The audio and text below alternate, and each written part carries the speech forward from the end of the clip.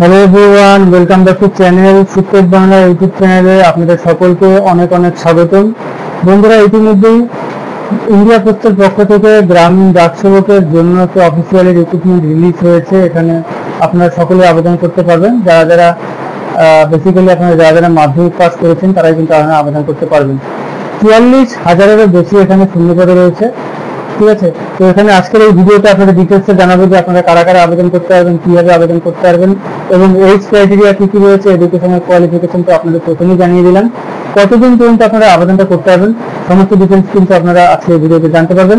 এই মুহূর্তে আপনারা একদম স্ক্রিনে পিডিএফটা দেখতে পাচ্ছেন, যেটা পিডিএফ এর যে ডিটেলসটা প্রথমে যেটা লেখা রয়েছে সেটা আপনাদের একবার আমি জানিয়ে দিই।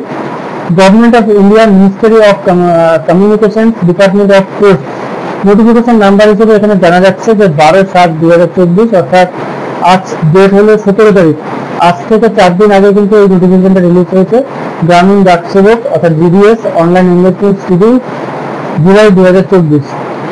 এখানে যে লেখা রয়েছে সেটা আমরা একবার শর্টে পড়ে নিই। Applications are invited from the eligible candidates to fill the vacant posts of গ্রামীণ ডাক সেবক অর্থাৎ জিডিএস। তো এখানে বেসিক্যালি 3টা পোস্ট রয়েছে, যেখানে হলো গ্রামীণ ব্রাঞ্চ পোস্টমাস্টার, যেটা শর্ট ফর্ম হলো বিপিএম, আর একটা যেটা সেটা হলো অ্যাসিস্ট্যান্ট ব্রাঞ্চ পোস্টমাস্টার এবং ডাক সেবক in different offices of the Department of Posts. The details of the vacant post is given in Annexure 1. তো Annexure 1 এ আপনাদের সমস্ত ডিটেলসটা কিন্তু এখানে রয়েছে, সেটা আপনাদের একদম ডিটেলসে জানাবো, ভিডিওর সাথে থাকবেন। The applicants are to submitted online at the following link. তো লিঙ্কটা আমি ভিডিও ডেসক্রিপশনে দিয়ে দেবো, সেখান থেকে তোমাদের কোনো অসুবিধা হবে না।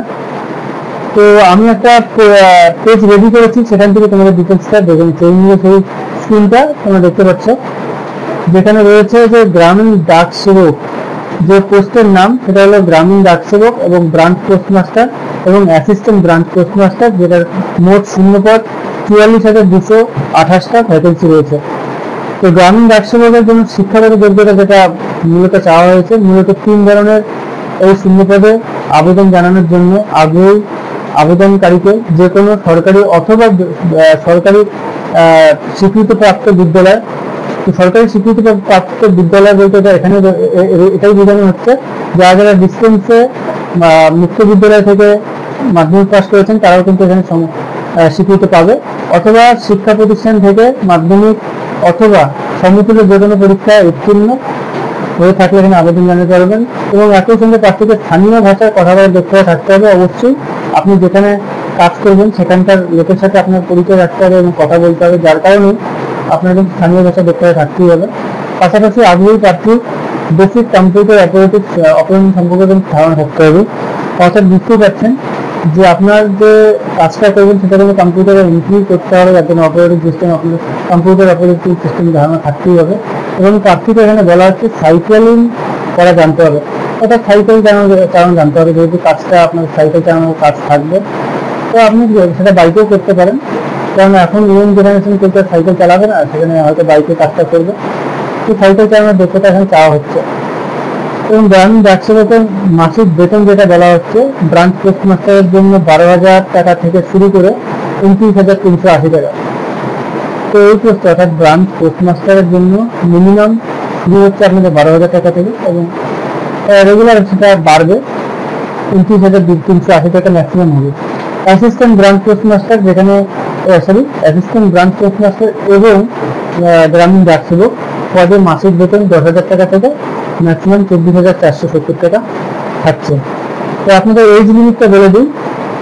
প্রতিটি পদের ক্ষেত্রে আবেদনকারীদের বয়স ন্যূনতম 18 থেকে ম্যাক্সিমাম 40-এর মধ্যে বয়স হতে হবে। ঠিক আছে, সরকারি নিয়ম অনুযায়ী ওবিসি তালিকাভুক্ত প্রার্থীদের 3 বছর, তফসিলি জাতি ও উপজাতি তালিকাভুক্ত প্রার্থীদের 5 বছর এবং শারীরিকভাবে প্রতিবন্ধী প্রার্থীদের 10 বছরের ছাড় থাকছে। অর্থাৎ যারা ফিজিক্যালি হ্যান্ডিক্যাপ রয়েছে তাদের জন্য কিন্তু 10 বছরের ছাড় রয়েছে বয়সের মধ্যে। ঠিক আছে, এখন তোমাদের জানিয়ে দিচ্ছি যে আবেদন পদ্ধতি, কিভাবে আবেদনটা করবে। ঠিক আছে, আগ্রহী চাকরি প্রার্থীদের প্রথমে ভারতীয় ডাক বিভাগের অফিসিয়াল ওয়েবসাইটে চলে যেতে হবে, যেখানে রেজিস্ট্রেশন করে নিতে হবে। প্রথমে রেজিস্ট্রেশন করবার পর প্রার্থীকে নিজের বৈধ মোবাইল নাম্বার এবং ইমেল আইডি ব্যবহার করতে হবে ঠিক আছে। এবং এই প্রক্রিয়া সম্পন্ন হওয়ার পর আধার নাম্বার এবং শিক্ষাগত যোগ্যতার সার্টিফিকেট সাবমিট করতে হবে।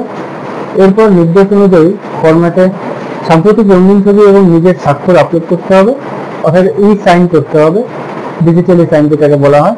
ডকুমেন্ট আপলোড হবার পর আবেদনটি জমা করে শূন্যপদ ভিত্তিক সার্কেল নির্বাচন করে আবেদনপত্র সাবমিট করতে হবে। এই হলো সম্পূর্ণ আবেদন প্রক্রিয়া। এইভাবে আপনাদের আবেদনটা করতে হবে। এখন আপনাদের বলছি যে আবেদন ফি কি লাগবে এবং আবেদনটা ফিটা কিভাবে জমা দেবেন সেটা বলছি। তপশিলি জাতি ও উপজাতিভুক্ত প্রার্থী, মহিলা এবং প্রতিবন্ধী প্রার্থী বাদে বাকি সমস্ত অর্থাৎ জেনারেল কাস্ট হয়ে থাকলে 100 টাকা ফি লাগবে। এখন বলে যে আপনাদের আবেদনের লাস্ট ডেটটা, সেটা কিন্তু লাস্ট ডেট রয়েছে অগাস্ট মাসের 5 তারিখ লাস্ট ডেট, এবং কারেকশন করতে পারবেন এই সময়ের মধ্যেই। আপনারা কিন্তু যেটা সময়টা আপনারা স্ক্রিনে দেখতে পাচ্ছেন মধ্যে কিন্তু আপনাকে 6 আগস্ট থেকে শুরু করে 8 আগস্টের মধ্যে আপনাদের কিন্তু কারেকশনের রয়েছে। কোনো ভুল ভ্রান্তি কিছু হয়ে থাকে সেটা কারেকশন করে দেবে লাস্ট ডেট, ঠিক আছে। এবং আবারও আমি আপনাদের রিমাইন্ড করে দিচ্ছি যে লাস্ট ডেট রয়েছে যেটা, সেটা হলো আপনাদের 5 অগাস্টের মধ্যে কিন্তু লাস্ট ডেট। তো বন্ধুরা, এই ছিল আজকের ভিডিও, এবং আপনাদের কোনো প্রশ্ন থাকলে অবশ্যই কিন্তু কমেন্ট সেকশনে কমেন্ট করে জানাও, অবশ্যই আমি রিপ্লাই দিয়ে তোমাদের জানিয়ে দেবো। এবং কোথা থেকে ভিডিওটা দেখছো অবশ্যই কিন্তু তোমরা কমেন্টে জানাবে। সম্পূর্ণ ভিডিওটা দেখার জন্য অসংখ্য ধন্যবাদ।